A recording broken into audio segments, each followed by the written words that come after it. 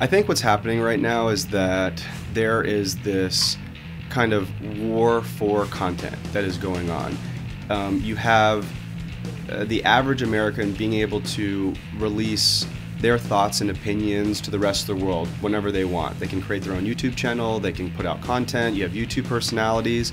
So what's rising to the top is what people want to watch and enjoy. Something that's educational, something that's scheduled, something that's funny, something that you want to share. So you have all of these organizations trying their best to create the very best type of content that is widely viewed. And that's kind of what's happening in esports. You have these teams and these players that are rising to the top, that are the best at their game, right? So you have over, I think, 10 million people playing League of Legends. It's a significant number. And you have probably 30 of those people that are pro gamers to the level where they can reach a large audience, and that makes them followable. So I think what's happening is it's foreshadowing this this industry movement towards the type of spectator sport that can earn all the same revenue streams that you see in popular sports today. So you're going to see sponsorship revenue, you're going to see ad revenue, you're going to see the drama, you're going to see pro players that are, you know, on logos and on billboards, and so this is kind of the ground floor of all of that, and that's what I see. I see the Season 2 finals as being kind of the first big step from a live LAN event experience here in North America, which hasn't, I don't think, happened to date. So. And what are your thoughts of the Season 3 changes? Season 3 is going to be really interesting because to date the players have been shifting around a lot. There's been you know, one team doesn't perform well, the team splits, they move on to other teams. I think Riot has to control the league. They need to put rules in place about how talent can, and when I say talent, the pro players can move from team to team. They need to ensure that there's enough money in pro gaming for people to make it a true career, right? When you think of what do you want to be when you grow up? You know, you ever think of being a pro gamer? It's like, oh, that just doesn't happen, right?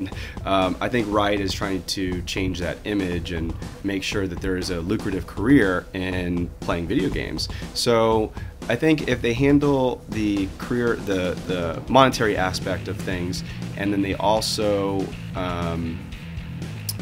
make sure that there's you know, contracts around how the players can interact and move in the team, like drafting and those sorts of things, I think those will really help with Season 3.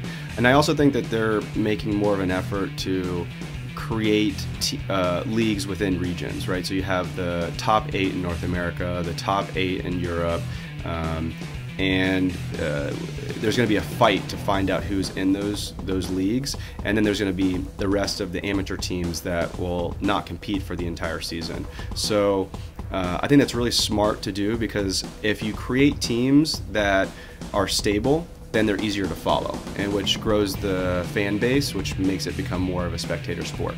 So. And how does one become an esports manager? I don't think that there is kind of the set career path to becoming an esports manager. I can speak to myself personally. You know, I kind of went through the traditional path of starting a career. You know, I went to college and then graduated and started working in financial services, worked my way up, and that whole time I had been playing video games, but always as a hobby, right? Get off work, I used to play a game or two on the PC. Well, I was actually pretty good at it, so I was able to put together a team that of other pro gamers, and we actually started doing really well, and we started winning other tournaments, and then we picked up a sponsor, and then a few other sponsors, and then at that point I decided that it was way too much work to manage the team and also play. So I decided to bring on another player to kind of play in my spot, and that's when I kind of officially became the team manager of things. It kind of fell in my lap in a way, and even then I was still working full time at my job at MBO Partners, which is right outside the Washington D.C. area, and I was doing all kinds of crazy stuff, contingent workforce implementations with enterprise organizations, and all this financial mumbo jumbo that is just so different than the world that I live in today. So as soon as this became lucrative, that was great. I started making some money on the side from gaming, and then once all of this started happening within the esports arena, I realized that there was actually a career in esports, and that the industry was on its way up, and to be able to get into that on the ground floor was pretty cool. So at that point I decided to make the full transition, and now working in esports full time.